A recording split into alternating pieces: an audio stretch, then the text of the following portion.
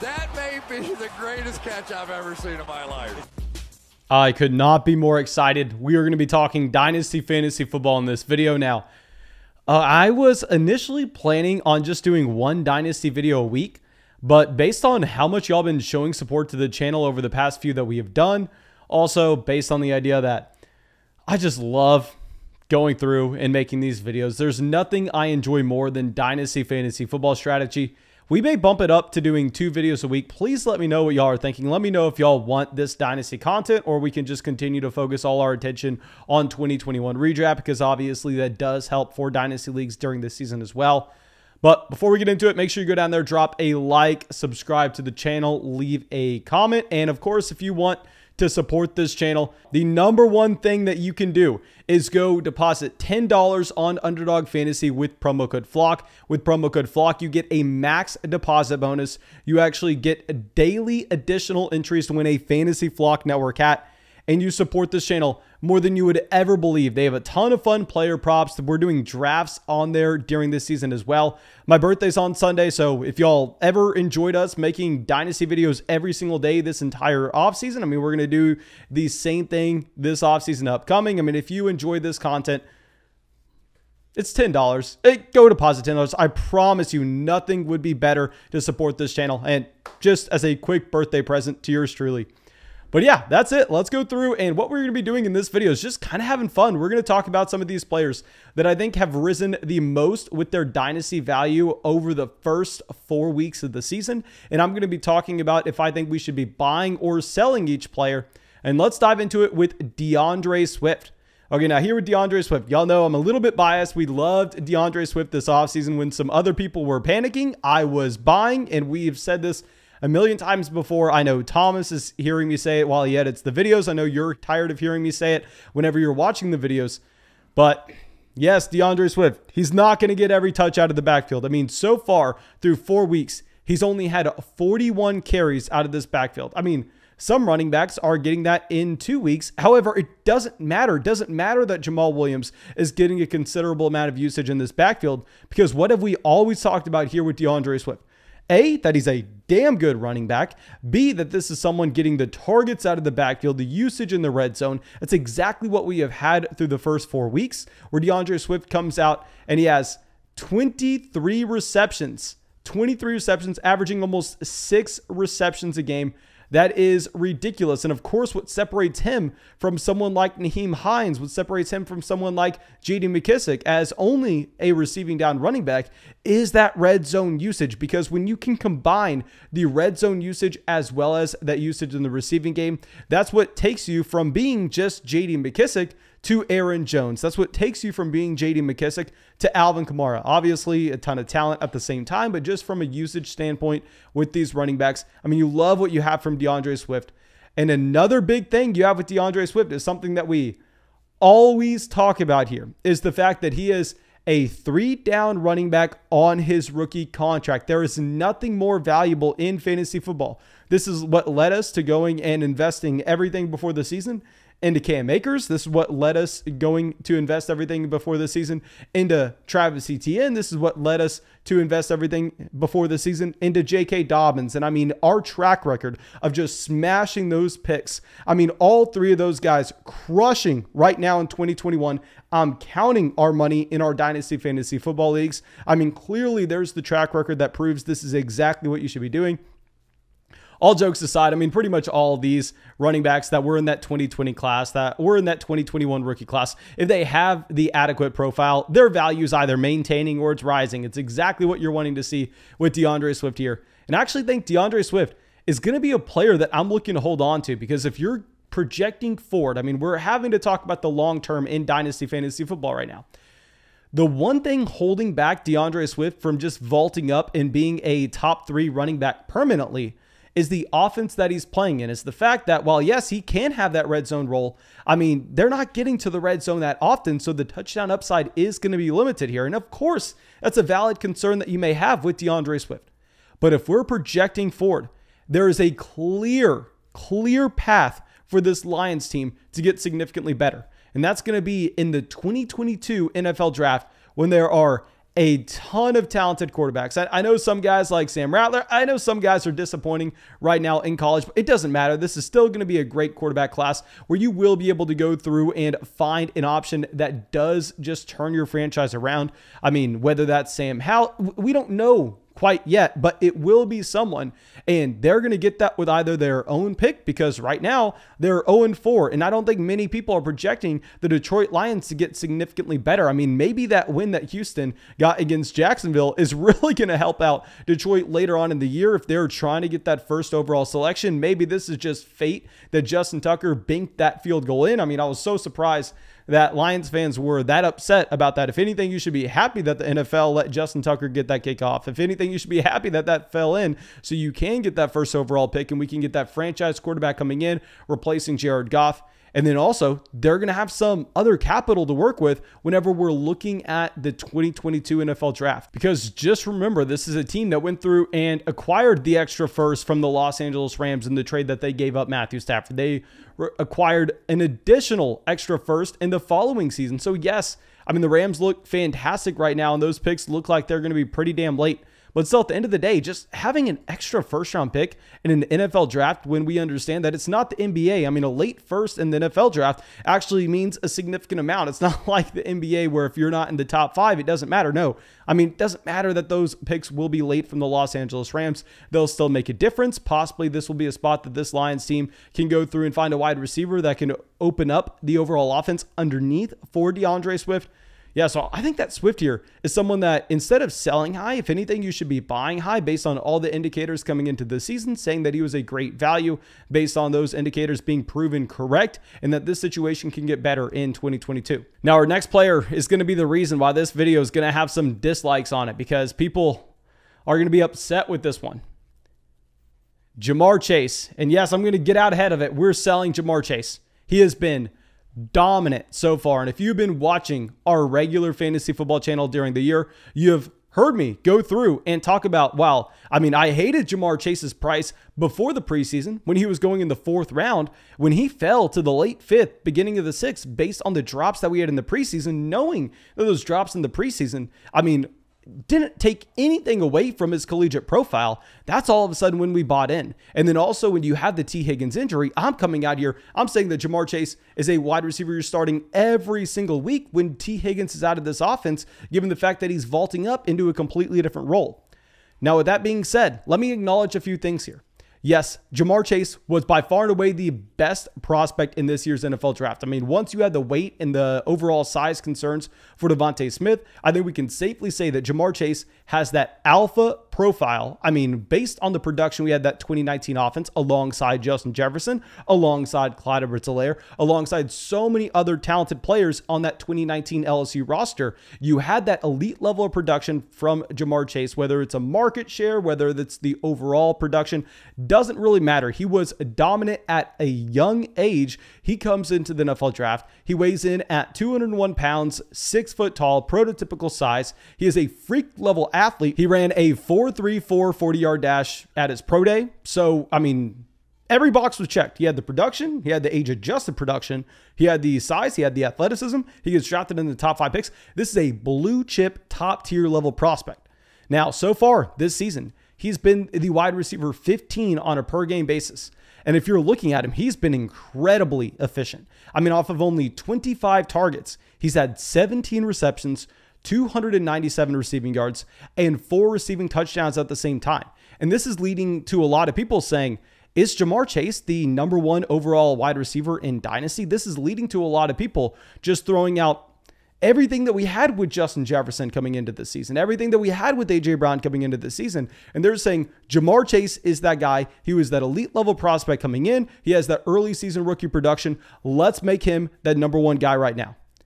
I'm saying that while, yes, Jamar Chase has been incredibly impressive and his value does deserve to rise, at the end of the day, I don't think this could be a spot where we're going to be putting him over Justin Jefferson, where we're going to be putting him over A.J. Brown, these wide receivers that were equally as talented and equally as impressive as prospects coming into the NFL draft. I mean, maybe not equally, but still, they were top tier. And then also, they have that sustained long production so far through multiple seasons, and the age is obviously still there for both wide receivers. So if we can go through, if we can sell Jamar Chase for AJ Brown, sell him for Justin Jefferson, wide receivers that we have a longer track record for, also understanding that T. Higgins is coming back to this offense. Tyler Boyd is attached to this offense for quite a while now. So this will be a three-headed monster at wide receiver. Jamar Chase definitely looks like he is the top guy here. I was definitely too low on Jamar Chase in Dynasty this offseason. So yes, I'm of course willing to admit that. But at the same time, I think that based on the T. Higgins return and based on the hype he has right now, Jamar Chase, a very intriguing Dynasty sell. Now, our next player is actually going to be at the quarterback position. Of course, this is mainly going to be for Superflex. I mean, one quarterback Superflex doesn't really matter. Sam Darnold here. Sam Darnold just skyrocketing in value. He is so far the quarterback 4 from a points per game standpoint in 2021. I mean, he has come out and he has looked fantastic with a very smart coaching staff. I think we can say at this point that Joe Brady, that Matt Rule, they are possibly one of the best head coach and offensive coordinator combinations that we have in the NFL, and how they were able to completely transform this team in a short duration. Sam Darnold's come out and he's been impressive. And keep in mind, he's been playing with some dominant weapons. He's been playing with DJ Moore. He's been playing with Robbie Anderson. He's been playing with Terrace Marshall. He's been playing with Christian McCaffrey. I know a couple of those guys not necessarily living up to expectations, but the point remains that he's playing with vastly superior wide receiver running back options than what the majority of quarterbacks have in the NFL. Now, the reason that Sam Darnold has been so damn productive is not necessarily because he's thrown for almost 1,200 yards, not necessarily because, I mean, he's had 99 completions on 146 pass attempts. The reason that Sam Darnold currently is a top 5 quarterback in fantasy is the 5 rushing touchdowns through 4 games.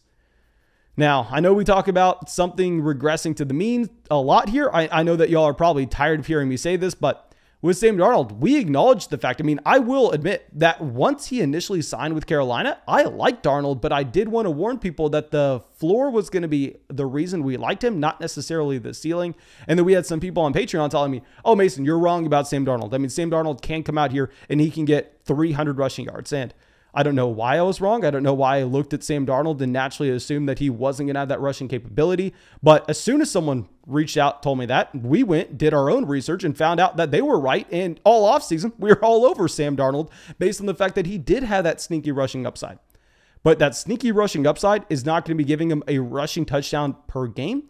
I do not think that he can maintain as a top 5 quarterback in fantasy, and nobody's expecting him to really. I think that this will be a high-end quarterback too, realistically, based on the weapons that he'll have. And the question is, for our Dynasty Superflex leagues, are you willing to bet on the long-term success of the Carolina Panthers? And I know that's not something that you usually talk about for fantasy, based on the idea that, I mean, it doesn't really equal a fantasy point if the team goes out there and wins.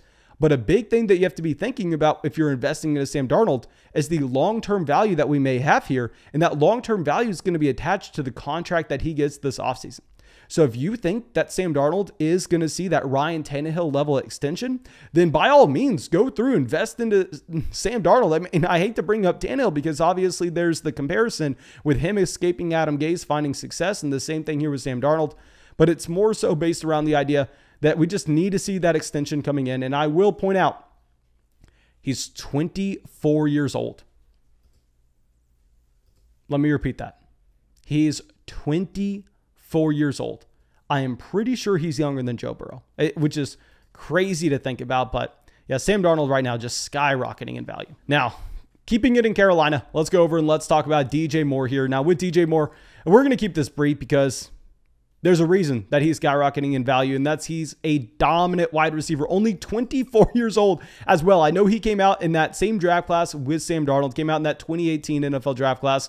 And yeah, with DJ Moore here, I mean, this is a player that was 100% trending in the right direction. There's a reason that we love drafting him in Dynasty. There's a reason that we love drafting him in redraft because he has that alpha prototype. You saw the historic age-adjusted production back in his sophomore season in 2019. Now, yes, we saw the small dip down in 2020. Now, if you looked at the reason for that, we kind of acknowledged that at the beginning of 2020, he was being used as a vertical threat in this Carolina Panthers offense. I mean, if you looked at his average depth at target, if you looked at where he was running routes, it made no sense. offense, they were using Robbie Anderson as the flanker. They changed that at the end of the season, which is why DJ Moore actually surged at the end of 2020, and he's rolling right back into it in 2021. He's had 43 targets, 30 receptions, almost 400 receiving yards. He's averaging almost 100 receiving yards a game and 3 receiving touchdowns at the same time.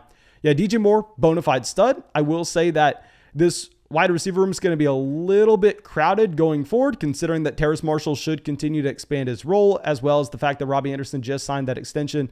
But I'm not nearly as worried about the combination of Terrace Marshall and Robbie Anderson than we would be in Cincinnati, for instance, with the combination of T. Higgins, Tyler Boyd. So DJ Moore here, like I would rather have DJ Moore over Jamar Chase. I think DJ Moore has a better case to be made for a top 3 wide receiver than a lot of people in Dynasty right now. Now, with DJ Moore, yes, it's impressive that this is someone that has gone through and averaged almost 100 receiving yards a game, but someone that has averaged, oh God, so many more yards than 100 receiving yards a game. It's going to be Deebo Samuel here. And now with Deebo Samuel, oh my gosh, I was a Deebo Samuel hater coming into the season. I was saying this is a player that could not stay healthy. If you look back at his track record in college, if you looked at what he had in the NFL, and you'll know how many times I've gone through and I've said that if you're betting on your ability to predict injuries in fantasy football, 9 times out of 10, you are going to be doing yourself a massive disservice.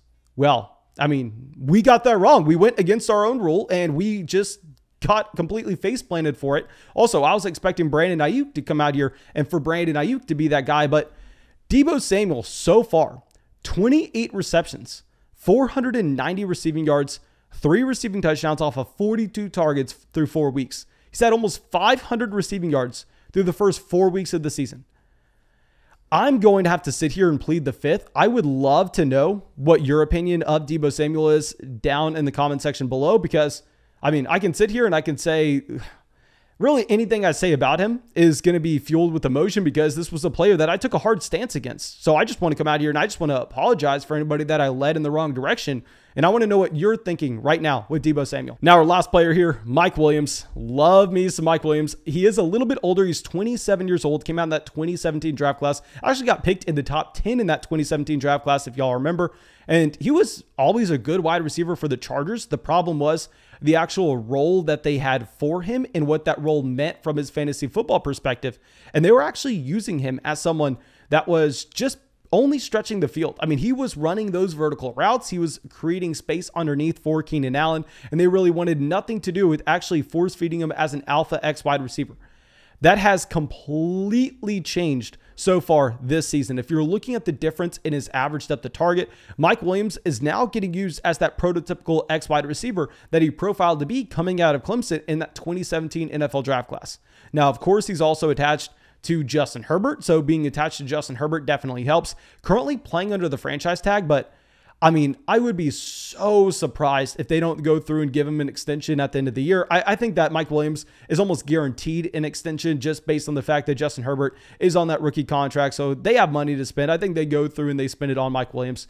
So yeah, Mike Williams, it's obviously going to depend on the price, but if you're a contending roster, I think this would be a safe investment for the next 3 seasons for you to find that high-end wide receiver 2, maybe regresses down to mid wide receiver 2 production, because right now he's a high-end wide receiver 1. Can't give you the official numbers because if you can tell, my eyes are kind of bouncing around the screen right now. It's because we're watching the Chargers game. So we're recording this right in the middle of the Chargers game. Hopefully we get a good game for Mike Williams, but regardless, I mean, he's been skyrocketing through the first 3 weeks. And yeah, that's all I got for y'all. I really hope y'all enjoyed this video. Please let me know what y'all are thinking down in the comment section below. And of course, if y'all want daily additional entries to win a Fantasy Flog Network hat from now until the end of the season, make sure you go deposit $10 on Underdog Fantasy. Nothing supports this channel more. I mean, if you enjoy what we're doing here, I promise you that's the best way to show us. And at the same time, my birthday on Sunday, so I'm selfishly asking it from y'all. And yeah, that's all I got for y'all. Really hope y'all enjoyed the video, and I really hope you have a great day.